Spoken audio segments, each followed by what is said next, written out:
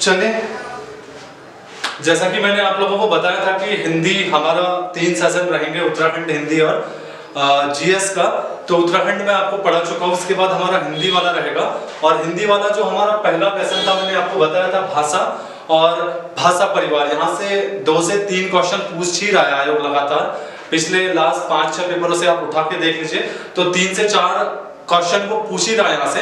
तो मुझे लग रहा है कि आज कुछ नए बच्चे हमारे साथ ज्वाइन हुए हैं, तो एक बार मैं जो लास्ट क्लास हिंदी की पढ़ाई थी जल्दी से एक रिव्यू करवा देता हूँ, उसके बाद हम आगे बढ़ेंगे।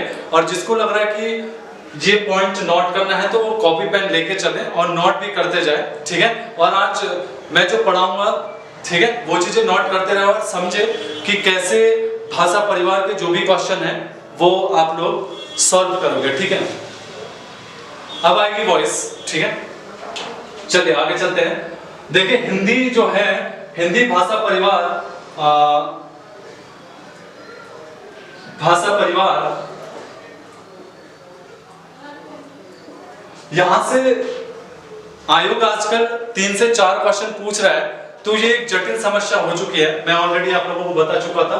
2 बुक मैंने इसके सॉल्यूशन के लिए आपको बोली है कि 2 बुक आप ले लीजिए, और 2 बुक के माध्यम से आप क्या कर सकते हो कि जो ये 2 से 3 क्वेश्चन दे रहे हैं, जिसमें लगभग बच्चे सभी फंस रहे हैं, तो आप लोग इसको आराम से इन 2 क्वेश्चनों को या 3 क्वेश्चन जितने भी आयोग पूछे इससे, वो आप आसानी से इनके आंसर दे सकते हैं। तो इसी क्रम में देखते हैं भाषा परिवार। जैसा कि देखिए आपको पता है भाषा क्या है।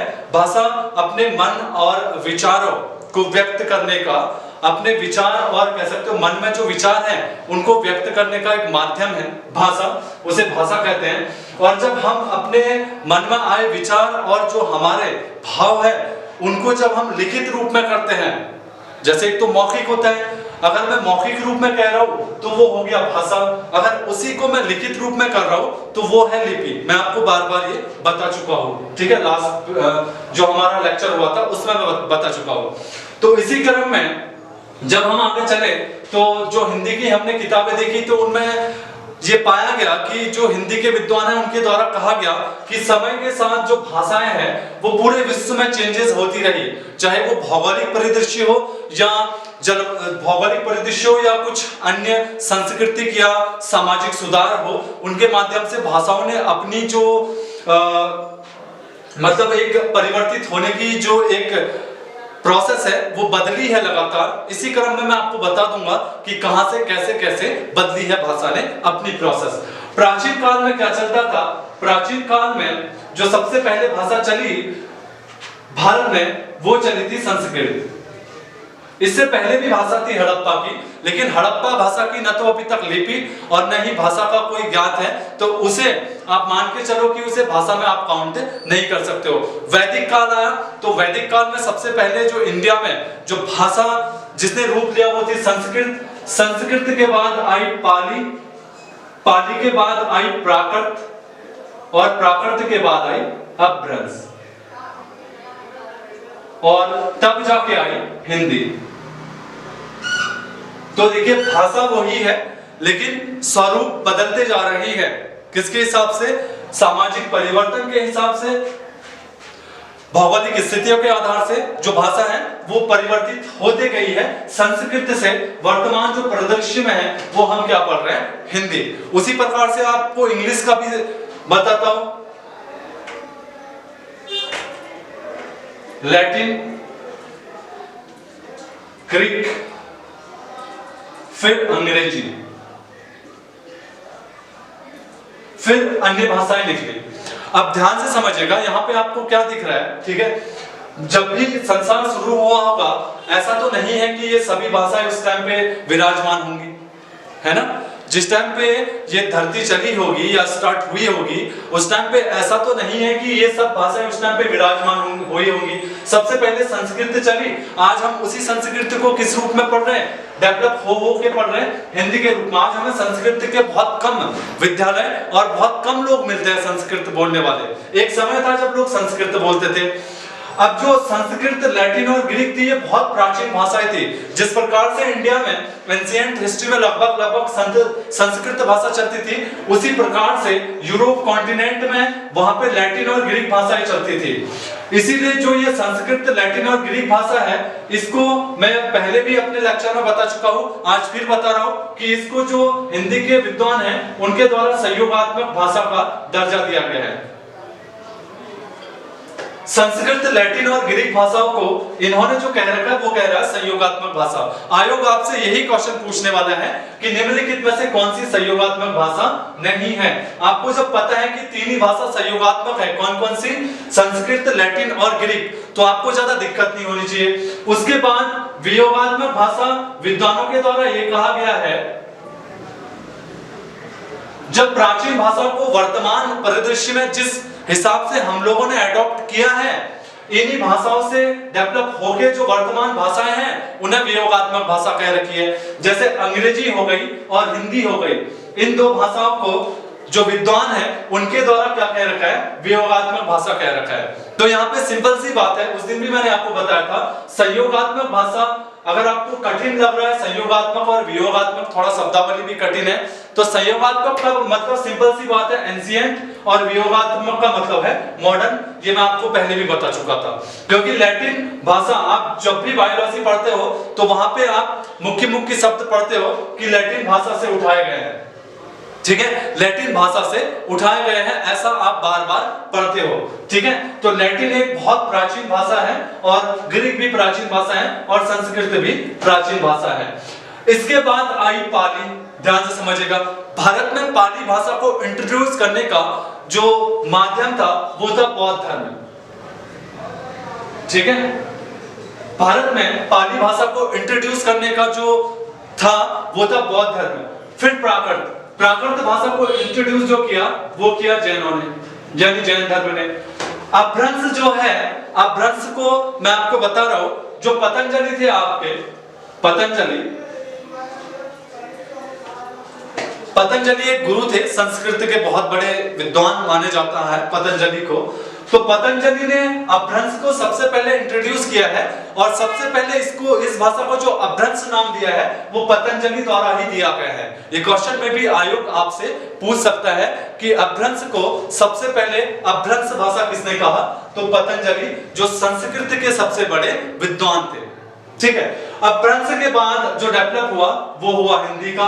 आयोग कई बार आपसे यही सीरीज लगाने के लिए पूछ देता है, संस्कृत, पाली, प्राकृत, अपभ्रंश और हिंदी। अब इसमें से इन सभी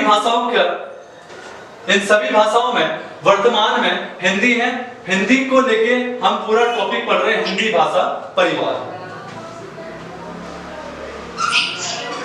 म्यूट कर लीजिए अपने आप को, है ना। हिंदी भाषा परिवार हम पढ़ रहे हैं, ये आप लोग जान चुके हो। तो कहने का मतलब है कि जो हिंदी भाषा है वो एकदम से ही डेवलप नहीं हुई है, उसके डेवलप करने के पीछे बहुत सी भाषाओं का योगदान रहा है, ठीक है।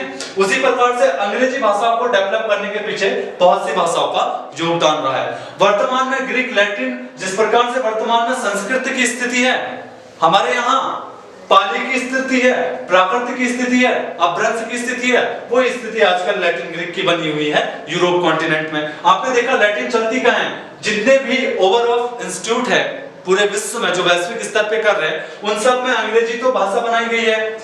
अंग्रेजी जो है वहां पे ऑथेंटिक भाषा है। पूरे देश, जितने भी 193 देश यूएनओ में क्या है, रजिस्टर है, और WTO में 165 है, और आपका IMF में कितने हैं, 198, 189, और वर्ल्ड बैंक में भी वही है 189। इन सब जितने भी एक मंच में जाते हैं, तो एक मंच में माना कि, हालांकि यूएनओ में देखिए, यूएनओ में मोदी जी ने लास्ट टाइम पे हिंदी में भाषण दिए थे, ठीक है। और इससे पहले हिंदी में भाषण देने वाले यूएनओ में सबसे पहले आदमी कौन थे, कोई इनबॉक्स कर सकता है तो बताओ। अगर कोई इनबॉक्स कर सकता है तो बिल्कुल बताओ, हिंदी में यूएनओ में भाषण देने वाले प्रथम व्यक्ति कौन थे? बिल्कुल वाजपेयी जी थे। हाँ बिल्कुल, ठीक है। वही मैं आपसे कहना चाह रहा हूँ, यूएनओ में तो आप अपनी उसमें दे सकते हो, लेकिन आपकी भाषा को ट्रांसलेशन करने के लिए वहां पे कोई इंग्लिश वाला जरूर होगा। क्योंकि देखिए, अगर अमेरिका का अगर राष्ट्रपति बैठा है तो उसे हिंदी नहीं आती है, उसे इंग्लिश आती है, ठीक है। तो इसीलिए मैं कह रहा हूं कि वहां पे अंग्रेजी को माना गया है। तो अंग्रेजी जो है वर्तमान में लैटिन और ग्रीक भाषाओं का डेवलपमेंट है, ठीक है, जो मैं कहना चाहता हूं ध्यान से समझो, ये वियोगात्मक भाषा है। आगे चल के अब जब हम हिंदी भाषा में आए, अपभ्रंश के बाद जब हम हिंदी देखा तो ध्यान से समझिएगा, थोड़ा मैपिंग भी करवा देता हूं आप लोगों को। मैपिंग थोड़ा ऐसे ही होगी। भारत में जो हिंदी भाषा है, हिंदी भाषा का प्रचार प्रसार करने में सबसे अहम भूमिका भक्ति आंदोलन की मानी जाती है। भारत में हिंदी भाषा का प्रचार प्रसार करने में सबसे बड़ा जो आंदोलन माना जाता है हिंदी भाषा के लिए, वो माना जाता है भक्ति आंदोलन का। भक्ति आंदोलन को हिंदी में भाषाओं के, हिंदी भाषा के डेवलपमेंट के लिए सबसे बड़ा आंदोलन माना जाता है। आपने एक नाम सुना होगा दक्षिण भारत में, रामानुज। रामानुज एक नाम सुना होगा, ये दक्षिण भारत में रहते थे। ये दक्षिण भारत से उत्तर भारत की ओर आए। ध्यान से समझिएगा, दक्षिण भारत और उत्तर भारत को बीच में एक पर्वत श्रेणी है जो अलग करती है, जिसका नाम है विंध्याचल पर्वत श्रेणी। इसका नाम है विंध्याचल पर्वत श्रेणी। विंध्याचल पर्वत श्रेणी जो है वो उत्तर भारत और दक्षिण भारत को अलग करती है। और एक क्वेश्चन आता है कि पहली बार कौन सा ऐसा दिल्ली सल्तनत का शासक था जिसने विंध्याचल पर्वत श्रेणी को पार किया। विंध्याचल पर्वत श्रेणी को पार करने का मतलब है कि दक्षिण भारत में अटैक करना। ऐसे भी इनडायरेक्ट क्वेश्चन बन जाते हैं। तो आपका सीधा का सीधा आंसर क्या होगा, अलाउद्दीन खिलजी। अलाउद्दीन खिलजी ने सीधे अटैक किया था और इसी विंध्याचल पर्वतमाला को पार करके आए थे रामानुज। रामानुज जब आए भारत में, जब ये उत्तर भारत में आए, तो इन्होंने उत्तर भारत में सीधा का सीधा भक्ति आंदोलन का प्रचार प्रसार किया। और भक्ति आंदोलन शैव और वैष्णव धर्म के बीच में, आप समझ रहे हो ना, जैसे आपका सूफी आंदोलन था वैसा ही चला था। तो भक्ति आंदोलन के जितने भी इन्वॉल्व जो लोग थे, इन सभी ने, चाहे वो कबीर हो, रामानुज हो, इन लोगों ने सबसे पहले जो आज इतना बड़ा क्षेत्र देख रहे हो, कहने का मतलब है कि 9 राज्य और एक यूटी, 9 राज्य और एक यूटी में आपकी हिंदी भाषा चलती है। और इन 9 राज्यों और एक यूटी में हिंदी भाषा जो चलती है, उसमें कहीं ना कहीं मुख्य योगदान किसका है, भक्ति आंदोलन का। ठीक है, भक्ति आंदोलन को एक प्रकार से आप मान सकते हो कि हिंदी भाषा को बहुत बड़े लेवल पे ले जाने का क्या दिया जाता है, श्रेय दिया जाता है। आगे चल के जब हिंदी भाषा अपने डेवलप में आई, तो आगे चल के अब हिंदी से हमें क्वेश्चन बनते हैं। ठीक है, सबसे पहले भाषा का क्वेश्चन बनता है, भाषा की विशेषता क्या है। अब जब भी भाषा की विशेषता आती है तो कहा जाता है कि भाषा जो है वो परिवर्तनशील है, भाषा जो है वो प्रतीकात्मक है। ये मैं बार बार बता चुका हूं, भाषा जो है वो प्रतीकात्मक है।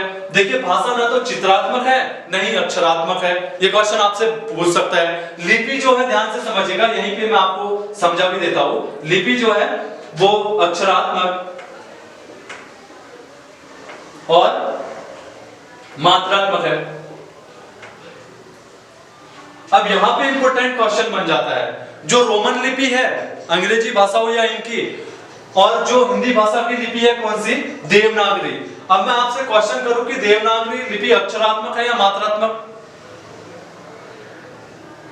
ठीक है, यही अंतर है। भाषा जो है वो है प्रतीकात्मक, लिपि जो है वो है अक्षरात्मक और मात्रात्मक होती है लिपि। ये क्वेश्चन बन सकता है, वो क्वेश्चन दे सकता है निम्नलिखित में से भाषा की विशेषता है। ऑप्शन ए प्रतीकात्मक, ऑप्शन बी अक्षरात्मक, ऑप्शन सी मात्रात्मक, option D none of this. तो यही क्वेश्चन मैं आपसे बोल रहा हूं कि यूके SSC में आपको फंसा सकते हैं। ठीक है, फंस कहां रहे हो, कैसे आपको निकलना है, वही मैं आपको बता रहा हूं। तो आपको भाषा की विशेषता से एक शब्द मिला कि इन फ्यूचर आयोग आपको फंसा सकता है, अगर आपको ये पता नहीं होगा कि भाषा की विशेषता प्रतीकात्मक है। ठीक है, चलिए आगे चलते हैं। जैसा कि अब हिंदी जो है, अब भाषा और बोली को लेके, भाषा, उपभाषा और बोली, उपभाषा को भी हम बीच में एजेंट बना देते हैं। इसको मतलब ये कहने का मतलब है, मेरा तात्पर्य ये है कि उपभाषा दोनों को जोड़ रही है, वो बोली को भी जोड़ रही है, बोली को भाषा से जोड़ रही है। उपभाषा तो सिर्फ क्या है, जैसे पश्चिमी हिंदी, पूर्वी हिंदी, राजस्थानी, बिहारी, पहाड़ी, ये है उपभाषा। लेकिन इनके अंतर्गत जो है, जैसे आपका खड़ी बोली, ब्रजभाषा, ये है बोली, तो उपभाषा जो है वो बोली को भाषा से जोड़ने का काम करती है। ये क्वेश्चन भी बन सकता है, आयोग आपसे ये भी क्वेश्चन पूछ सकता है कि बोली और भाषा को जोड़ने का काम कौन करता है, तो आप उपभाषा कह सकते हो। तो विद्वानों ने भाषा और बोली में जो डिफरेंट यानी अंतर कह रखा है, उनने कह रखा है कि दोनों में अंतर करना बहुत मुश्किल है, फिर भी कुछ शब्द जो है वो हम अपने द्वारा गढ़ रहे हैं, जिसके माध्यम से आपको भाषा और बोली का समझ में आ जाएगा। भाषा जो है एक बहुत बड़े लेवल पे बोली जाती है, बोली जो है वो एक छोटे लेवल पे बोली जाती है। सबसे पहला अंतर यही है, ठीक है। भाषा का अपना साहित्य होता है, बोली का अपना साहित्य हो भी सकता है, नहीं भी हो सकता है। समझ रहे हो ना? हिंदी एक भाषा है, ध्यान से समझिएगा, हिंदी एक भाषा है, उसकी 5 उपभाषाएं हैं। हिंदी एक भाषा है, उसकी 5 उपभाषाएं हैं, और हिंदी की 5 उपभाषाएं कौन सी है, अपने पहले लेक्चर में भी आप लोगों को बता चुका हूं, लेकिन आज कुछ नए जुड़े हैं तो फिर से एक बार फटाफट मैं रिव्यू करवा रहा हूं। हिंदी एक भाषा है, इसकी 5 उपभाषाएं हैं। हिंदी की जो 5 उपभाषाएं हैं वो है पूर्वी हिंदी, पश्चिमी हिंदी, राजस्थानी, बिहारी और पहाड़ी। ये 5 उपभाषाएं हैं। आपसे क्वेश्चन ऐसा भी पूछ सकता है कि निम्नलिखित में से कौन सी हिंदी की उपभाषा नहीं है। ऑप्शन है पश्चिमी हिंदी, ऑप्शन बी पूर्वी Hindi, option C Rajasthani, option C उत्तरी हिंदी भी डाल सकता आपसे, ठीक है। ऑप्शन डी में आपको फंसा देगा। सिर्फ 4 डायरेक्शनों में ध्यान से समझिएगा, 4 डायरेक्शनों में हिंदी के उपभाषा में सिर्फ 2 ही डायरेक्शन दे रखे हैं। एक डायरेक्शन पूर्वी का दे रखा है, एक डायरेक्शन पश्चिमी का दे रखा है। सॉरी, आपका पूर्वी ये और पश्चिमी ये। एक डायरेक्शन पूर्वी का, एक डायरेक्शन आपका कहां का दे रखा है, उत्तरी का एक डायरेक्शन दे रखा है। तो पूर्वी और पश्चिमी, यहां से भी समझा देता हूं थोड़े मैप में। पूर्वी और पश्चिमी हिंदी की 2 भाषाएं, पूर्वी और पश्चिमी। इसके बाद उत्तरी और दक्षिणी को नहीं लिया गया है। इसके बाद 3 किसको लिया गया है, राजस्थानी, बिहारी और पहाड़ी को लिया गया है। अब जो पश्चिमी हिंदी है, इसका मुख्य जो उजागर स्थान माना जाता है वो माना जाता है राजस्थान को। राजस्थान को पश्चिमी हिंदी का मेन उजागर पॉइंट बोला जाता है।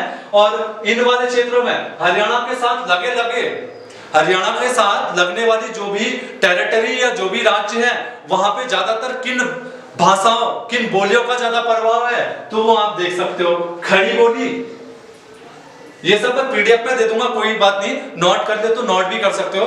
पश्चिमी हिंदी की जो बोलियां हैं वो, सॉरी, पश्चिमी हिंदी की जो भाषा है उसकी जो बोलियां हैं वो 5 है। कौन कौन सी है? खड़ी बोली, ब्रजभाषा, हरियाणी, तीसरा कन्नौजी। तो ये 4 इसकी जो है वो है बोलियां, खड़ी बोली, ब्रजभाषा, हरियाणी और कन्नौजी। तो कहने का मतलब है, अगर मैं आपको मैपिंग से भी दिखाऊं, प्लेस में दिखाऊं, तो हरियाणा के आसपास में पश्चिम में जितने में लगने वाले राज्य हैं उनमें मोस्टली हरियाणा और राजस्थान में अलग से राजस्थानी भाषा दी गई है। तो कहने का मतलब है कि ब्रजभाषा, हरियाणवी, बुंदेली और कन्नौजी का राजस्थान से तो कोई मतलब है ही नहीं। इसका मोस्टली जो असर है वो है हरियाणा राज्य में। तो पश्चिमी हिंदी की 4 उपबोलियां हैं, ब्रजभाषा, हरियाणवी, कन्नौजी और खड़ी बोली। ये 4 इसकी बोलियां हैं। किस उपभाषा की? पश्चिमी हिंदी की। इसके बाद पूर्वी उपभाषा। हिंदी का अगला जो 5 उपभाषाओं में अगला जो क्रम आता है वो आता है पूर्वी उपभाषा का, यानी कि पूर्वी हिंदी का। इसमें अवधी, बघेली और छत्तीसगढ़ी का बोलबाला है। 3 भाषाओं का बोलबाला है। अब पूर्वी हिंदी करके थोड़ा डायरेक्शन भी आप लोग देख लो, ठीक है। मैपिंग इसलिए कर रहा हूं क्योंकि इन फ्यूचर आयोग थोड़ा आगे की सोचे तो वो कैसे क्वेश्चन बना सकता है। वो ये कह सकता है कि जो बघेली है वो किन क्षेत्रों में बोली जाती है, ठीक है। उसने एक ऊपर पूर्व से ऑप्शन लेके दे दिया दिल्ली, उसने पश्चिम से ऑप्शन लेके दे दिया राजस्थान, उसने दक्षिण से ऑप्शन लेके दे दिया तमिलनाडु, और उसने एक पूर्वी राज्य उठा दिया, सपोज करें उड़ीसा, छत्तीसगढ़ या कोई अन्य। तो ऐसी स्थिति में और उससे पहले ही आप लोग थोड़ा डायरेक्शन से भी बना लो, सिर्फ रटो मत, मैपिंग भी बना लो, पूर्वी और पश्चिमी हिंदी को मैपिंग के द्वारा भी वहां पे दर्शा दो। भैया ये इनके क्षेत्र है, यहाँ यहाँ ये चीजें बोली जाती है, ज्यादा टफ नहीं है, मैपिंग से आराम से आपके दिमाग में क्लिक हो जाएगा। इसके बाद अगली जो बोली है वो है राजस्थानी, ध्यान से समझिएगा। वो बोली है आपकी कौन सी? राजस्थानी। और राजस्थानी बोली 4 प्रकार की है। राजस्थानी बोली जो है वो 4 प्रकार की है। ये राजस्थान को हम इन 4 कैटेगरी में डिवाइड कर देते हैं, पूर्वी, पश्चिमी, उत्तरी और दक्षिणी।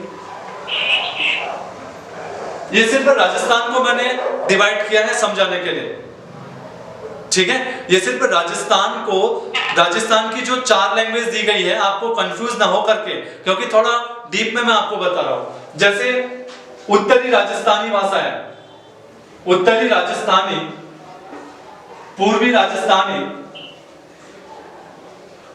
दक्षिणी राजस्थानी और पश्चिमी राजस्थानी। ये 4 भाषा, राजस्थान की 4 भाषाएं दी गई है। इसमें कहा गया है कि पूर्वी राजस्थानी जो है उसमें जयपुरी भाषा बोली जाती है, जयपुरी भाषा बोली जाती है।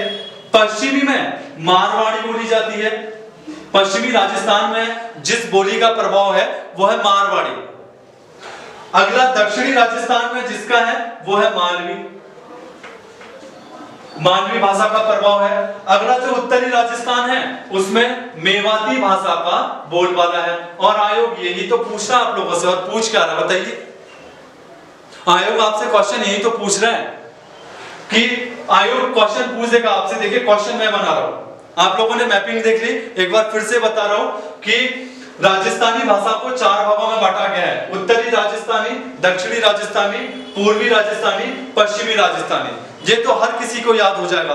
अब जो आयोग क्वेश्चन बनाएगा वो देखो, आयोग क्वेश्चन बनाएगा कि मालवी किस राजस्थानी की बोली है, मालवी जो है किस राजस्थानी बोली है, किस राजस्थान की बोली है, पश्चिमी राजस्थानी, पूर्वी राजस्थानी, उत्तरी राजस्थानी या दक्षिणी राजस्थानी। तो ऐसी स्थिति में आपको 1 अंक का बोनस हो सकता है। और मे भी इतनी श्योरिटी है कि ऐसे क्वेश्चनों में अगर आपको बोनस मिल रहा है तो मे भी सिलेक्शन होने के चांस ज्यादा मिलते हैं। अगर वो बोल दे कि मेवाती किस राजस्थानी की बोली है, मेवाती किस राजस्थानी की बोली है, तो आपके पास 4 ऑप्शन उठा के दे देगा, पूर्वी राजस्थानी, पश्चिमी राजस्थानी, दक्षिणी राजस्थानी और आपका पश्चिमी राजस्थानी। पश्चिमी राजस्थानी और पूर्वी राजस्थानी की भाषा ज्यादा टफ नहीं है, मैं आपको सिंपल सी बात बता रहा हूं। पूर्वी राजस्थानी मतलब जयपुरी और पश्चिमी राजस्थानी मतलब मारवाड़ी। आप ये मान के चल लो कि राजस्थान के पश्चिम वाले क्षेत्र में मारवाड़ पड़ता है, ठीक है, और पूर्वी वाले क्षेत्र में जयपुरी पड़ता है। ये अपने दिमाग में बैठा के रखे तो ये जो भाषाएं हैं वो अपने आप आपको याद हो जाएंगी। उसके बाद मे भी क्वेश्चन पूछ देगा कि मेवाती किस राजस्थानी की भाषा है, तो तब आप फंस सकते हो ऐसी स्थिति में। तो आई होप आप लोग समझ रहे हो, है ना। आगे चलते हैं। ऐसे आयोग आपसे क्वेश्चन बना सकता है, बाकी मैं पीडीएफ में आप लोगों को ये बता दूंगा।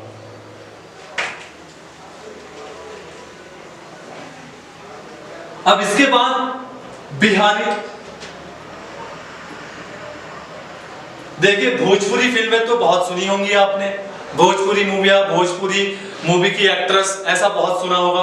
तो अब आप आज जान भी लो कि भोजपुरी एक्टर कहाँ के होते हैं। भोजपुरी भाषा जब बिहार में बोली जाती है तो वहीं के ही वो भोजपुरी जो एक्टर, भोजपुरी जो फिल्म की बात करते हैं, ये भाषा का भी संस्कृति और वहां के जो रीति रिवाज है उन पे बहुत गहरा प्रभाव पड़ता है, ठीक है। भाषा की भी बहुत